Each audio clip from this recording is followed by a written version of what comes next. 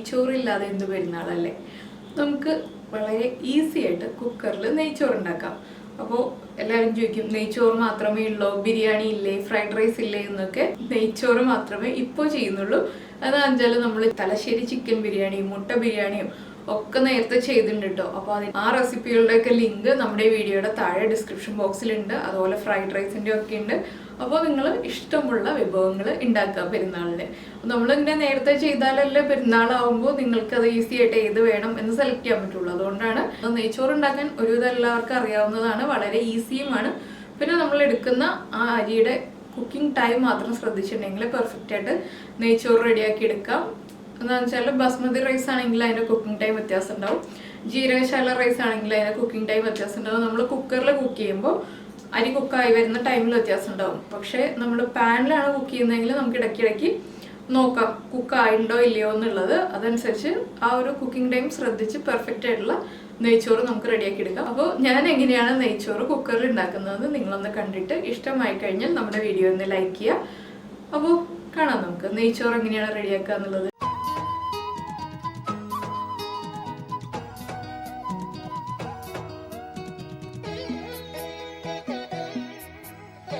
അപ്പോൾ നമുക്ക് നമ്മുടെ നെയ്ച്ചോറിന് ആവശ്യമായിട്ടുള്ള ഇൻഗ്രീഡിയൻസ് നോക്കാം. ഞാനിതിപ്പോൾ ജീരകശാല റൈസ് അരമണിക്കൂർ വെള്ളത്തിൽ സോക്ക് ചെയ്തതിന് ശേഷം വെള്ളം മാറാൻ വേണ്ടി എടുത്തു വെച്ചിരിക്കുന്നതാണ്.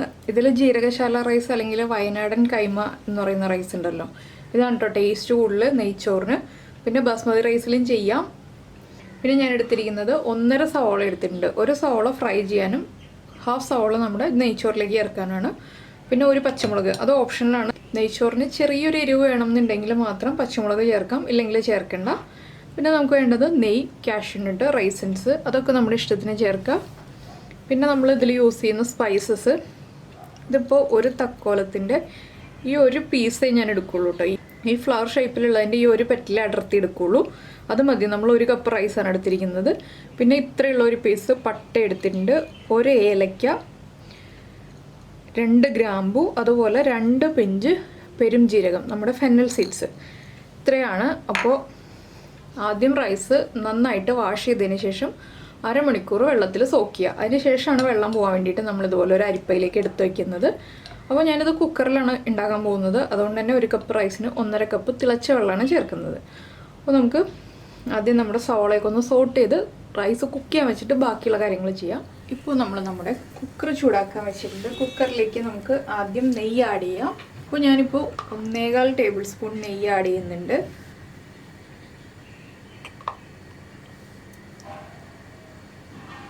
നെയ്യൊന്ന് ചൂടായി വരുമ്പോൾ നമ്മൾ എടുത്തു വച്ചിരിക്കുന്ന പട്ട, ഗ്രാമ്പു, ഏലക്ക, അതുപോലെ തന്നെ പെരുംജീരകം ഇത്രയും ചേർക്കുക. ഇതൊന്ന് ചൂടായി വരണം.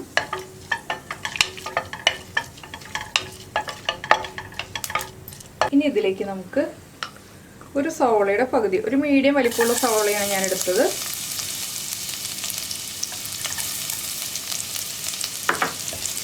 ഇതൊന്ന് സോഫ്റ്റായി വരണം സവോള.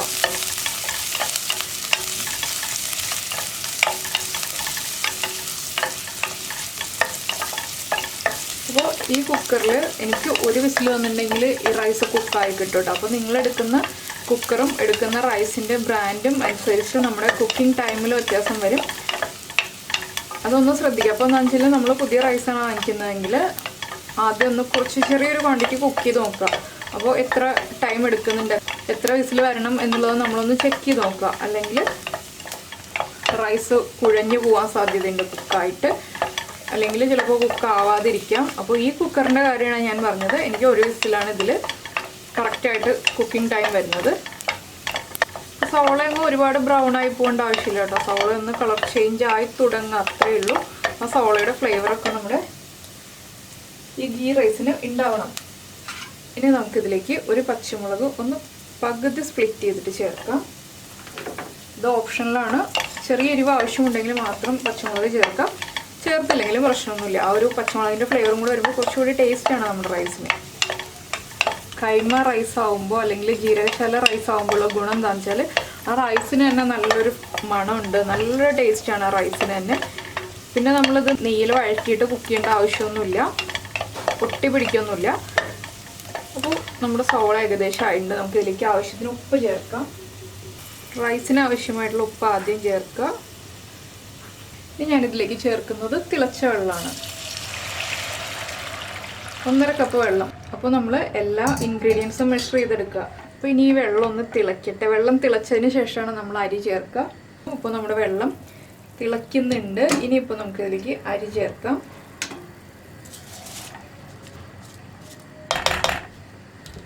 അരി ചേർത്തിട്ട് വീണ്ടും വെള്ളം ഒന്ന് തിളയ്ക്കണം കേട്ടോ.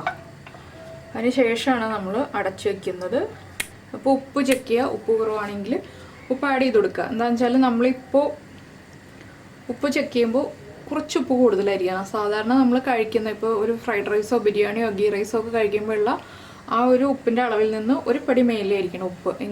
എങ്കിൽ മാത്രമേ നമ്മുടെ റൈസ് കുക്കായി വരുമ്പോൾ ആവശ്യത്തിന് ഉപ്പ് ആവുള്ളൂ കേട്ടോ. ഇല്ലെങ്കിൽ ഉപ്പ് കുറവായിപ്പോവും.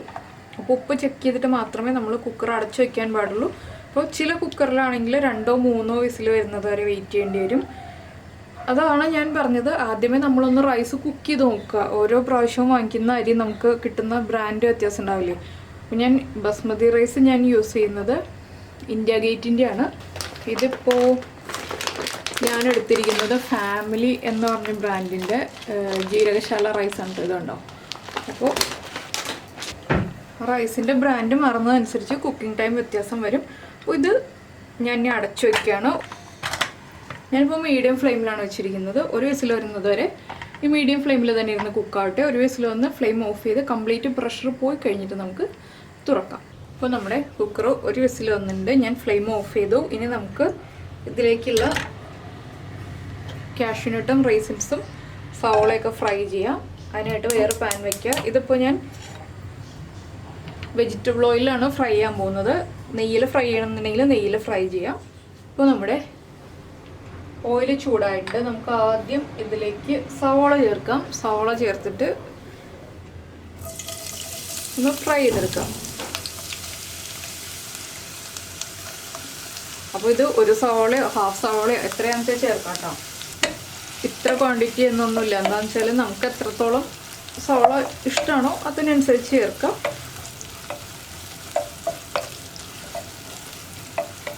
അപ്പോൾ സവോളയുടെ കളറൊന്ന് ചേഞ്ച് ആയി തുടങ്ങുമ്പോൾ നമ്മൾ എണ്ണയിൽ നിന്ന് മാറ്റുക. അപ്പോൾ ഇത് ഞാൻ ഇതിനു മുന്നേ നമ്മുടെ എഗ് ബിരിയാണിയുടെ വീഡിയോയിൽ ചെയ്തിട്ടുള്ളതാണ്. പിന്നെയും കുറേ കമൻറ്റ്സ് വരാറുണ്ട്, എങ്ങനെയാണ് കറക്റ്റായിട്ട് സവോള ഫ്രൈ ചെയ്തെടുക്കുക, ക്രിസ്പി ആയിട്ട് ഫ്രൈ ചെയ്തെടുക്കുക എന്നൊക്കെ ചോദിച്ചിട്ട്. അതുകൊണ്ടാണ് ഞാൻ വീണ്ടും കാണിക്കുന്നത്.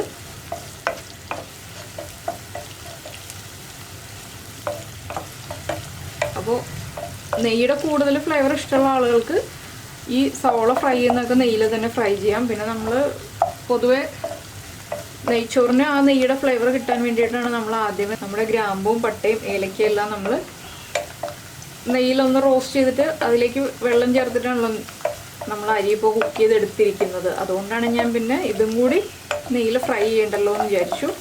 ഇതിങ്ങനെ ഒന്ന് ഇളക്കി കൊടുത്തോണ്ടിരിക്കുക കേട്ടോ. മീഡിയം ഫ്ലെയിമിലോ ലോ ഫ്ലെയിമിലോ വയ്ക്കുക, ഹൈ ഫ്ലെയിമിലോ വയ്ക്കരുത്. എന്ന് വെച്ചിട്ടുണ്ടെങ്കിൽ സവോള വേഗം തന്നെ കരിഞ്ഞു പോകും. എല്ലാ സവോളയും ഒരേപോലെ തന്നെ ഫ്രൈ ആയി വരില്ല. നമ്മുടെ കുക്കറിൻ്റെ ഇതനുസരിച്ച് ആ ഒരു കുക്കിംഗ് ടൈം വ്യത്യാസം വരും. എന്താണെന്ന് വെച്ചാൽ ഞാനിത് വീണ്ടും റിപ്പീറ്റ് ചെയ്ത് പറയുന്നത് എന്താണെന്ന് വെച്ചാൽ പലരും ഇനിയിപ്പോൾ കമൻറ്റ് ചെയ്യാം, ചേച്ചി എൻ്റെ കുക്കറിൽ ഒരു വിസിൽ വെച്ചിട്ട് കുക്കായില്ലല്ലോ എന്ന് കമൻറ്റ് വരും. അപ്പോൾ ഞാൻ എൻ്റെ കുക്കറിൻ്റെ കാര്യമാണ് പറയുന്നത്, എടുത്തു പറഞ്ഞത് അതുകൊണ്ടാണ്. സവോള ഫ്രൈ ആയി വരുമ്പോൾ കോരി മാറ്റാനുള്ള പ്ലേറ്റ് എടുത്ത് അടുപ്പിച്ച് വയ്ക്കുക. എന്താണെന്ന് വെച്ചാൽ സവോളയുടെ കളറ് നമ്മൾ ഡാർക്ക് ബ്രൗൺ ആയിട്ടല്ല ഫ്രൈ ചെയ്ത് മാറ്റുന്നത്, ലൈറ്റായിട്ടൊന്ന് കളർ ചേഞ്ച് ആയി വരുമ്പോൾ തന്നെ മാറ്റുക. എങ്കിലേ നമ്മൾ ഉദ്ദേശിക്കുന്ന ആ ഒരു കളറ് സവോള ചൂട് മാറി വരുമ്പോൾ കിട്ടുള്ളൂ.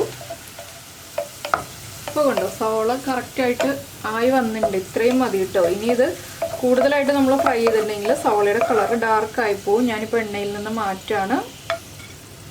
ഇതിനി ചൂട് മാറി വരുമ്പോൾ ഒന്ന് കളർ ചേഞ്ച് ആയി വരും. ഇനി നമുക്ക് കാഷ്യൂനട്ടും അതുപോലെ റൈസിൻസും ഫ്രൈ ചെയ്യാം. ഞാനിതെല്ലാം ഇപ്പോൾ സൺഫ്ലവർ ഓയിലാണ് ചെയ്യുന്നത്. അപ്പോൾ ഈ കാഷ്യൂനട്ടൊന്ന് കളർ ചേഞ്ച് ആയി വരട്ടെ. സവോള ഇതുപോലെ ഞാൻ സ്പ്രെഡ് ചെയ്ത് വെച്ചിട്ടുണ്ട്. എന്താണെന്ന് വെച്ചിട്ടുണ്ടെങ്കിൽ ഇങ്ങനെ സ്പ്രെഡ് ചെയ്തിടുമ്പോൾ സവോള ക്രിസ്പി ആയിക്കോളും. കാഷ്യൂനട്ടിൻ്റെ കളറൊന്ന് മാറി തുടങ്ങുമ്പോൾ നമുക്കിതിലേക്ക് റൈസിൻസ് ആഡ് ചെയ്യാം. രണ്ടും സെപ്പറേറ്റ് ഫ്രൈ ചെയ്യണമെന്നുണ്ടെങ്കിൽ സെപ്പറേറ്റ് ഫ്രൈ ചെയ്യാം. അപ്പോൾ ഇതുപോലെ ഒരുമിച്ച് മതി എന്നുണ്ടെങ്കിൽ നമുക്ക് ഒരുമിച്ച് ഫ്രൈ ചെയ്യാം. അപ്പോൾ കാഷ്നട്ട് ഇട്ടിട്ട് ഒരു ലൈറ്റായിട്ട് കളർ ചേഞ്ച് ആകുമ്പോൾ തന്നെ നമ്മൾ റൈസിൻസ് ആഡ് ചെയ്ത് കൊടുക്കുക. അപ്പോൾ രണ്ടും ഫ്രൈ ആയി വരുമ്പോൾ കറക്റ്റ് ആയിക്കോളും.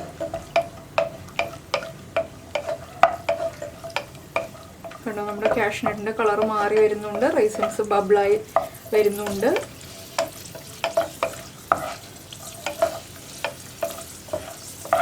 അപ്പോൾ ഇതും നമുക്ക് എണ്ണയിൽ നിന്ന് മാറ്റാം. എന്നാൽ ഞാൻ സവോള ഫ്രൈ ചെയ്ത് അതേ പ്ലേറ്റിലേക്ക് തന്നെയാണ് എടുക്കുന്നത്. ഫ്ലെയിം ഓഫ് ചെയ്തിട്ടില്ല കേട്ടോ, ഫ്ലെയിം ഓഫ് ചെയ്യാൻ പോകുന്നേ ഉള്ളൂ. ഇനി ഫ്ലെയിം ഓഫ് ചെയ്യാം. നമ്മുടെ കുക്കറിൻ്റെ പ്രഷർ കംപ്ലീറ്റ് പോയി കഴിയുമ്പോൾ നമുക്ക് തുറക്കാം കേട്ടോ. ഇപ്പോൾ ഇതാ നമ്മുടെ കുക്കറിൻ്റെ പ്രഷർ കംപ്ലീറ്റ് പോയിട്ടുണ്ട്. നമുക്കൊന്ന് തുറക്കാം. ഇപ്പോൾ കണ്ടോ റൈസ് കുക്കായിട്ടുണ്ട്. ഞാൻ ഇനിയിപ്പോൾ ഒരു ഫോർക്ക് ഉപയോഗിച്ചൊന്ന് ഇതുപോലെ ഒന്ന് ഇളക്കിയെടുക്കുകയാണ്. നമ്മൾ സ്പൂൺ ഉപയോഗിച്ച് ഇളക്കിയിട്ടുണ്ടെങ്കിൽ കുഴഞ്ഞു പോവും. ഇപ്പോൾ ചെറുതായിട്ട് കുഴഞ്ഞാണ് ഇരിക്കുന്നത്. എന്താണെന്ന് വെച്ചാൽ നല്ല ചൂടല്ലേ, ഇതൊന്ന് ചൂട് മാറി വരുമ്പോഴേ കറക്റ്റ് ആവുള്ളൂ. അപ്പോൾ ഇനി ഞാൻ കുറച്ച് സമയം തുറന്ന് വയ്ക്കുകയാണ് ഒന്ന് ചൂട് മാറി വരാനായിട്ട്. അതിനുശേഷം നമുക്ക് ഇതിലേക്ക് നമ്മുടെ കാഷ്യൂനട്ടും റൈസിൻസും സവോളയൊക്കെ ചേർക്കാം. ഒന്ന് ചൂട് കുറയട്ടെ.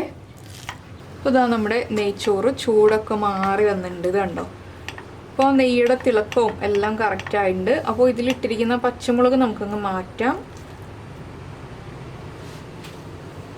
ഇനി ഇതിലേക്ക് ഫ്രൈ ചെയ്ത് വെച്ചിരിക്കുന്ന കുറച്ച് കാഷ്യൂനട്ടും കുറച്ച് റൈസിൻസും അതുപോലെ കുറച്ച് സവോളയും ബാക്കി നമുക്ക് മേളിൽ ഗാർണിഷ് ചെയ്യാൻ എടുക്കാം. ഇത്രയും ചേർത്തൊന്ന് ഇളക്കി മിക്സ് ചെയ്യുക. പിന്നെ ഏലക്കയും പട്ടയൊക്കെ എടുത്ത് മാറ്റണം എന്നുണ്ടെങ്കിൽ നമുക്ക് മാറ്റാം. ഞാനിപ്പോൾ മാറ്റുന്നില്ല, അത് കഴിക്കുമ്പോൾ എടുത്ത് മാറ്റിയാലും മതിയല്ലോ. എന്ന് വെച്ചാൽ അധികം നമ്മൾ ചേർത്തിട്ടില്ല, വളരെ കുറച്ചേ ചേർത്തിട്ടുള്ളൂ. ഇനിയിപ്പോൾ നമുക്കിതൊരു സെർവിങ് ബൗളിലേക്ക് മാറ്റാം. അപ്പോൾ ഇതാ നമ്മുടെ നെയ്ച്ചോറും റെഡി ആയി കഴിഞ്ഞു. അപ്പോൾ നമ്മുടെ നെയ്ച്ചോറിൻ്റെ കൂടെയുള്ളത് മട്ടൻ കറിയാണ്. അപ്പോൾ ഞാൻ നെയ്ച്ചോറിൻ്റെ റെസിപ്പി കഴിഞ്ഞിട്ട് മട്ടൻ കറിയുടെ റെസിപ്പി അപ്ലോഡ് ചെയ്യാം. അപ്പോൾ എല്ലാവരും ഈസി ആയിട്ട് കുക്കറിൽ ഉണ്ടാക്കാവുന്ന നെയ്ച്ചോറൊന്ന് ഉണ്ടാക്കി നോക്കൂ. പിന്നെ ബസ്മതി റൈസ് ആണെങ്കിലും 1 കപ്പ് അരിയാണെങ്കിലും 1.5 കപ്പ് വെള്ളത്തിലാണ് നമ്മൾ വേവിക്കുന്നത്. അത് കുക്കറിൽ വേവിക്കുന്ന കാര്യമല്ല ഞാൻ പറയുന്നത്. ഇപ്പോൾ നമ്മൾ വേറെയുള്ള പാത്രങ്ങളിൽ വേവിക്കില്ലേ, അപ്പോൾ ഞാൻ കുക്ക് ചെയ്യുന്നത് 20 മിനിറ്റ് വെള്ളത്തിൽ സോക്ക് ചെയ്തിട്ട് 1 കപ്പ് അരിക്ക് 1.5 കപ്പ് വെള്ളം എന്നുള്ള രീതിയിലാണ് ഞാൻ ആഡ് ചെയ്യുന്നത്. അതും തിളച്ച വെള്ളമാണ് ആഡ് ചെയ്യുന്നത്. അപ്പോൾ ബസ്മതി റൈസാണ് നിങ്ങൾ എടുക്കുന്നതെങ്കിലും കൈമ റൈസ് അല്ലെങ്കിൽ ജീരകശാല റൈസ് ആണെങ്കിലും വെള്ളം 1 കപ്പ് അരിക്ക് 1.5 കപ്പാണ്. പിന്നെ നമ്മുടെ കുക്കറിൻ്റെ ഇതനുസരിച്ചിട്ട് അരയോ കാലോ കപ്പ് അങ്ങോട്ടും ഇങ്ങോട്ടും വ്യത്യാസം വരാനേ ഉള്ളൂ, കുറയില്ല. കൂടുതൽ ആവശ്യമാണെങ്കിലേ ഉള്ളൂ.